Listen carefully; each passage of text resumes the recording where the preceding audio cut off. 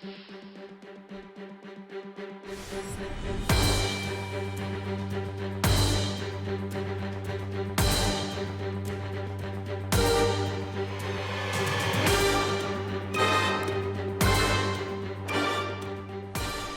8일) 수요일 황장수의 뉴스 브리핑 시작하겠습니다. 사람이 내 눈에 한마디로 들보는 못 보고 남 눈에 티를 지져가는 사람이 많습니다. 메르스 사태 때 심야에 기자회견을 하면서 의사 한 명이 1,500명 있는데 메르스에 감염된 채 나타났다. 그렇게 하면서 전 국민을 깜짝 놀라게 했고, 늑장 대응보다는 과잉 대응이 낫다라고 했던 박원순 시장, 또 세월호 사건에 있어서 이 숨기고 감추려고 하는 어떤 부분이 있어서는 안 된다면서 정부와 대통령을 질타했던 박원순 시장. 자, 막상 비슷한 일이 본인에게 일어나니까 본인은 사흘간 그 사건에 대해서 침묵하다가 그 다음에는 마치 이 산하기관의 실수인 것처럼 인정은 해라, 하지만 산하기관 문제인 것처럼 이야기하다가 이제 열흘 만에 고개를 숙이고 사과를 한다고 했습니다. 자신의 불찰과 책임이라고 구의역 사망사고에 대해서 어제 이야기를 했습니다. 컵라면으로 끼니를 띄우며 기관사의 꿈을 키우려던 청년의 꿈을 지켜주지 못했다. 참 감성적인, 지가 잘못해서 지가 사과하면서 이렇게 죽은 사람을 감성적으로 묘사한다고 본질이 달라집니까? 자, 사흘이 지났어야 유족에게 위로하고 열흘이 지났어야 사과합니다. 자, 이게 과잉 대응입니까? 늑장 대응입니까? 본인은 늑장 대응하면서 정부를 보고 비판을 했습니다. 자, 본인도요, 정부하고 다를 바가 하나도 없습니다. 메르스나 세월호 때 보여준 정부의 태도나 그걸 비판하면서 반대쪽에서 공격하고 나선 본인이나 이번에 구의역 사고에서 자신이 한 행동이나 다 똑같다는 겁니다. 솔직히 뭐 묻은 게 뭐 묻은 그 나무라는 꼴입니다. 이 문제는요, 이런 부분에 대한 비판에 대해서 우리 사회에 한마디로 진영 논리나 이념의 패가르기, 그 다음에 특정하게 분노를 갖다가 집중시키는 성향을 가진 사람들은, 자, 박원순 시장을 비판하면 좌우 이념 프레임에 기대어서 너도 그러구나, 너도 별 수 없는 놈이구나 합니다. 저요, 박원순 시장뿐만 아니라 세월호 때 저만큼 고생한 사람이 있습니까? 유병헌 문제 때문에요? 저만큼 유병헌 문제에 대해서 권력의 최상부를 향해서 포화를 날렸던 사람이 있습니까?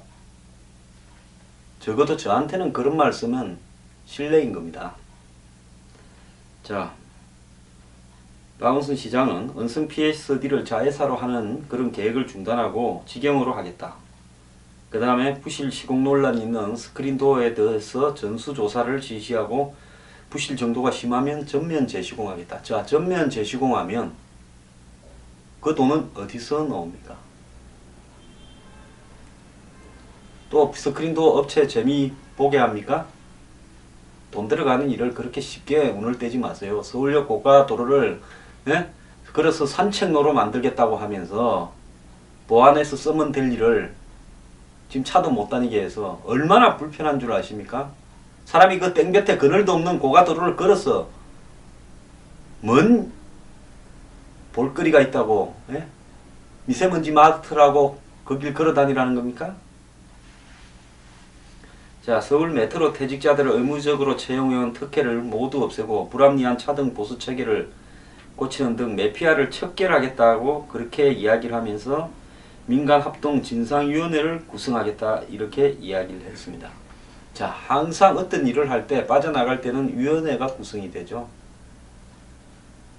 자, 거기에요, 제가 민간합동진상위원회 15명 안에 박 시장을 가장 비판해온 베니제, 신혜식, 최대집 등을 좀 넣어서 하세요. 세월호 조사, 사건 조사 특별조사위원회에 유가족이 추천하거나 유가족하고 가깝거나 야당하고 진보, 좌파하고 가까운 사람들이 거의 들어갔지 않습니까? 마찬가지로 15명 중에 8명 이상을 박원순 시장을 가장 비판한 사람으로 채워보라 이겁니다. 자기하고 맨날 한 통속으로 밖에서부터 놀던 사람들 채우지 말고요. 저보고 하라 그러면 공짜로 저는 월급 받지 않고 해드릴게요. 뉴스 브리핑에 여러분의 힘이 모여진다면 뉴스 브리핑은 지금의 차원을 넘어서 앞으로 그 질적인 내용이나 시설에 있어서 한국에서 누구도 하지 않는 이야기를 독자적으로 할 수 있는 훌륭한 방송국으로 커나갈 수 있을 겁니다. 자, 박 시장은 이날 회견에서 서울 메트로 퇴직자가 외주업체로 옮겨간 뒤 보수 등에서 특혜를 누리는 관행에 대해서 알고 있었느냐라고 묻는 기자의 질문에 자세히 몰랐다. 이것도 말장난치고 있습니다. 모르면 모르는 거고 알으면 아는 거죠. 자세히 몰랐다니요. 자, 지가 아는 거는 확실히 있었을 겁니다. 뭐냐? 메트로의 사장이나 비상임 이사 5명 가운데 4명이 박 시장 측근이라는 사실만큼은 확실하게 박 시장이 알았을 겁니다. 자, 지가 그 밑으로 내리보냈으니까 거기서 또 더 밑으로 또 내리보내는 부분에 대해서 알 필요도 없는 겁니까? 그거는 메트로의 몫입니까? 메트로 몫은 내가 좀 묻고 너가 몫은 더 밑에서 찾아라고 서로 밀어내게 하는 겁니까? 참 비겁합니다. 자세히 몰랐다니요. 항상 남에 대해서 들이대던 칼을 그 칼끝이 자기한테 왔을 때는요. 일본 사람 같으면 할복합니다. 왜? 남에 대해서 말을 많이 했기 때문에 그 칼끝이 나한테로 왔을 때 나는 할 말이 없으니까 자살해버리는 겁니다. 우리가 이런 것을 일본의 잔인한 문화니 어쩌니 하지만은요. 자신의 행동에 대해서 말에 대해서 책임을 지는 의미라는 일본 사람들의 그런 이 양심적 태도를 비판할 수는 없는 겁니다. 자, 자기 취임 이후에 5년간 3번의 스크린도어 사고가 똑같이 났고 지난 2013년에 메트로의 한 외주 용역업체가 국가인권위원회에 서울 메트로 출신자와의 임금복지 차별이 크다라는 진정서를 냈습니다. 그런데도 박 시장이 잘 몰랐다는 취지로 해명하자 무책임하다라는 비판이 쏟아지고 있습니다. 자, 감히 인권위원회에 메트로에서 낙하산으로 내려온 사람하고 직접 뽑힌 사람들하고 차별이 크다라고 났고 그러면 이런 부분에 대해서 당연히 박 시장한테 보고가 돼야 되는 거고 이걸 보고를 못 받았다면 무능해서 그만둬야 되고요. 알고도 덮었다 하면 거짓말을 했기 때문에 그만둬야 되는 겁니다. 사과하지 말고 그냥 그만두고 말지 구질구질하게 그렇게 서울시장이 해먹고 싶고 먹을 게 많습니까? 저는요 이 사람은 정말 이중적 위선 때문에 안 된다고 봅니다. 박 시장 제가 하나 충고하겠는데요. 당신이 대선 근처에 가기라도 할 것 같습니까? 당신 같은 사람은 절대 가면 안 됩니다. 뭔 미련을 더 가집니까? 깨끗하게 던지고요. 크든 작든 총체적으로 최종 책임은 저에게 있다. 3번이나 같은 사건이 발생한 데 대해서 할 말이 없다. 입이 10개라도 할 말이 없다. 책임을 지겠다. 그간 사회 여론 형성의 주도층으로 이렇게 활동해왔고 또 우리 사회의 상류의 오피니언 리더로 사회의 명사로 활동하는 이런 상황에서 또 앞으로 대통령을 한번 해보려고 했던 입장에서 이번 사건은 책임을 지고 당분간 자수하겠다. 그러면서 물러나야 되지요. 그러면 또 나중에 사는 수가 생깁니다. 그런데요 이런 식으로 구질구질하게 한번 버티면 버틸수록 본인은 걸레가 되어갈 겁니다. 고소 좋아하는 사람이 이번에도 좀 씹는 사람들 고소 한번 해보죠. 제가 방송에 나갔어요. 그만두라니까 지난 1월 날입니까? 사회자가 놀래가 그런 말을 해도 되느냐. 아니 내 개인 생각인데 왜 말을 못하느냐. 아니 TV에 나왔어요. 뭐니든지 간에 온갖 대통령 책임이 뭐니 말을 막 하는 사람들 많지 않습니까? 그런 거는 괜찮고 박원순 시장에 대해서는 이야기하면 그건 성역입니까? 자, 스크런도 정비 업무와 관련해서도 지적이 끊이지 않았는데 서울시와 메트로가 방치해온 것으로 또 나타났는데요. 감사원이 작년 12월에 메트로 측에 스크린도 현장 업무에 대한 관리 감독이 부적정하다며 주의를 요구했고, 지난 2월달에는 메트로 자체 감사에서도 외주업체에 고령의 메트로 출신 직원이 많아 업무 능력이 떨어진다고 했는데도 해결이 안 됐다는 겁니다. 메트로의 전문성이 부족한 박 시장 측근들이 낙하산으로 내려와 대거 있다 보니까 발생한 일 아닙니까? 자, 2인 1조 근무 지침이 탁상 공론이었다라고 본인이 이야기하고 미처 현장을 살피지 못한 제 불찰과 책임이라 이렇게 이야기했는데, 그 현장의 문제가 아닙니다. 메트로와 은성 PSD에서 벌어진 문제가 그게 현장의 문제입니까? 서울시 산하 공기업에 누적되어 온 부패와 비리 구조에서 비롯되었고, 본인 또한 그 부패와 비리 구조의 일부에 관여했죠. 그 관여했다 말은 뭔가 하면요, 메트로의 고위 임원들을 다 자기 사람으로 채웠지 않습니까? 자, 그것이 부패 아닙니까?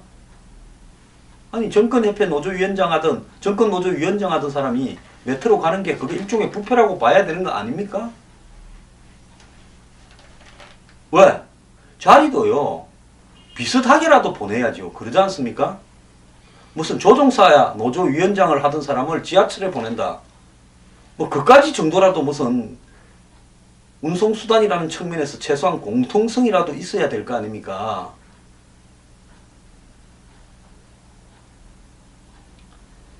자, 결국은요, 밀어내기를 하다가 제일 말단에 있는 부분은 밀어낼 데가 없어서 안에 있는 문제가 터져버린 게 이번 사건의 핵심인데요. 자, 이번 사태의 핵심은 고장신고 접수부터 수리까지 제한 시간 안에 한마디로 턱없이 부족한, 원래는 부족 안 합니다, 예산으로 보면. 그런데 비리 구조 때문에 턱없이 부족하게 돼 있기 때문에 결국 책상머리 대책이 시민 안전을 입에 달고 살던 박원순 시장 들어서 세 번째 사고를 또 나타나게 한 겁니다.